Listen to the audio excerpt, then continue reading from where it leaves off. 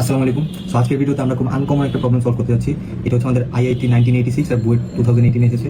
তো আমরা হচ্ছে এরকম কাটাছেড়া করা সার্কিট দেখে খুব একটা অভ্যস্ত না। তো প্রথম দেখাতে ম্যাথটা একটু কঠিন মনে হতে পারে, বাট ম্যাথটা আসলে অত একটা কঠিন না। এটা ম্যাথমেটিক্যাল পার্ট থেকে এখানে হচ্ছে অ্যানালিটিক্যাল পার্ট হচ্ছে বেশি। তো যে যত বেশি হচ্ছে একটা সার্কিটকে অ্যানালাইসিস করতে পারবে, তার জন্য আর কি এটা সলভ করা ততটাই সহজ হবে।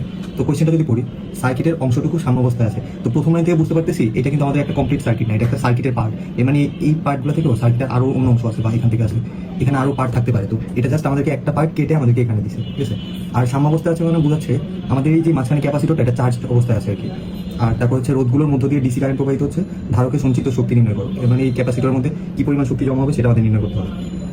এখন এই ম্যাথটা সলভ করার জন্য আমাদের কিভাবে আগাবো, আমরা সঞ্চিত শক্তি সূত্রটাকে আমরা লিখে রাখি। সঞ্চিত শক্তি is equal to half C V square, ঠিক আছে। তো জাস্ট এখানে আমাদের সি এর ভ্যালু আছে, হাফ আছে, যদি এই ভি এর মানটা বের করতে হবে। এখন ভি এর মান কোনটা? ভি হচ্ছে আমাদের এই যে ক্যাপাসিটরের দুই পাশে এই পয়েন্ট, এটা যদি এ বলি আর এই পয়েন্ট এটাকে যদি বি বলি, তাহলে আমাদের ভি সমান ভি এ বি, মানে আমাদের এ আর বি পয়েন্টের হচ্ছে বিভব পার্থক্য যেটা, সেটাই হচ্ছে আমাদের ভি। এখন ম্যাথটা স্টার্ট করার আগে আমাদের কিছু জিনিস হচ্ছে আমাদের আগে বুঝে নিতে হবে।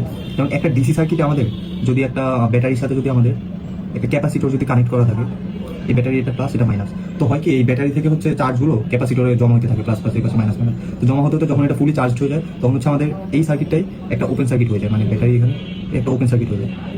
সিমিলারলি যদি আমরা এখানে একটা ক্যাপাসিটর জায়গায় যদি একটা ইন্ডাক্টর কানেক্ট করতাম, এই ব্যাটারি যদি একটা ইন্ডাক্টর দিতাম, তাহলে এই সার্কিটটা হচ্ছে ইন্ডাক্টরের মধ্যে কারেন্ট ফ্লো হওয়ার পর এক পর্যায়ে এই ইন্ডাক্টরটা হচ্ছে আমাদের শর্ট সার্কিট হয়ে যেত। এই সার্কিট হচ্ছে এখানে শর্ট হয়ে যেত আর কি, ঠিক আছে।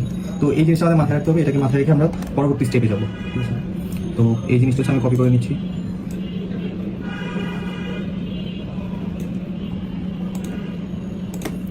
এই সার্কিটটাকে আমি একটু নিচের দিকে নিয়ে যাচ্ছি, যাতে অ্যানালাইসিস করতে আমাদের একটু সুবিধা হয়। আর এটাকে একটু বড় করে দিচ্ছি। তো এখানে যেহেতু আমাদের সাম্যাবস্থায় আছে, তো এর মানে হচ্ছে এই সি এটা হচ্ছে ফুলি চার্জ।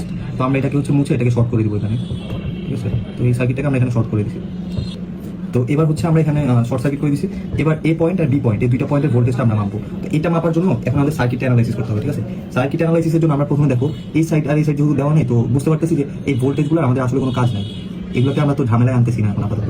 তো আমরা একটা কাজ করতে পারি, দেখো এই পয়েন্টগুলো থেকে যে 3 অ্যাম্পিয়ার, এখানে আমাদের কিন্তু কারেন্টের অ্যামাউন্টটা দেওয়া আছে, মানে 3 অ্যাম্পিয়ার এই নোট দিয়ে যাচ্ছে, আমাদের 2 অ্যাম্পিয়ার এখান দিয়ে ঢুকতেছে।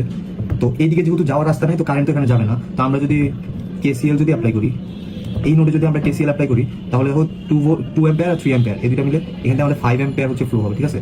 তো এখান থেকে 5 অ্যাম্পিয়ার ফ্লো হয়ে এই পুরো নোটটা ধরে 5 অ্যাম্পিয়ার আসবে, আসার পরে এই পয়েন্টে। এখন ম্যাক্সিমাম স্টুডেন্ট কি করবে, ভুলটা এখানে করবে। তারা ভাববে হচ্ছে এইদিকে হচ্ছে কোনো কারেন্ট ফ্লো হবে না, ডিরেক্ট 5 অ্যাম্পিয়ার এইদিকে ঢুকবে। তো ভুলটা অ্যাকচুয়ালি এখানে। এখানে আমরা এই পাশে কিছু নাই, এর মানে এটা না যে আমাদের সার্কিট এখানে কিছু নাই, এই জন্য হচ্ছে কারেন্ট এখানে ফ্লো হবে না। জিনিসটা আসলে এমন না, আমাদের এটা যেহেতু সার্কিটের একটা পার্ট, তো এই পাশে অন্য কিছু থাকতে পারে। তো এই মানে এখান থেকে কারেন্ট যাবে আর কি, মানে যাওয়ার পসিবিলিটি আছে। তো এই সাইড দিয়ে যেহেতু আমরা মেজার করতে পারতেছি না, আমরা এবার উল্টা সাইড থেকে যাবো।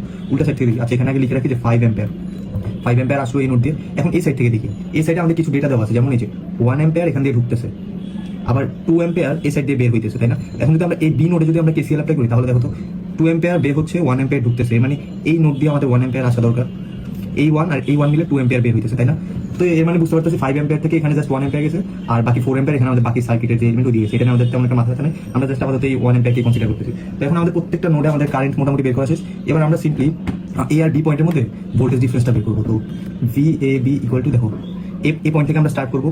এই পয়েন্ট থেকে যেতে যেতে দেখো ফার্স্টে হচ্ছে আমাদের 5 অ্যাম্পিয়ার ইন্টু 5 ওহম, তো 5 ইন্টু 5 প্লাস নিচে আছে 5 ইন্টু 1, 5 ইন্টু 1 প্লাস, তারপরে হচ্ছে এই পাশে যদি যাই আমরা 3 ইন্টু 1, 3 ইন্টু 1 ইকুয়াল, এটা পুরো কিন্তু ভোল্টেজ হবে, ভোল্ট। তো এখানে 5 ইন্টু 5 25 প্লাস 5 হচ্ছে 30, 30 প্লাস 3 33 ভোল্ট। এই যে ভিএবি আমরা পেয়ে গেছি, এটাই লাগতো আমাদের, এটার জন্য আর কি আমরা এখন কাজ করতেছিলাম। তো এই সূত্রে হচ্ছে আমরা ভোল্টেজটা ইনপুট করে দেবো সিম্পলি, তাহলে হচ্ছে আমাদের সঞ্চিত যে শক্তি সেটা পেয়ে যেতেছি।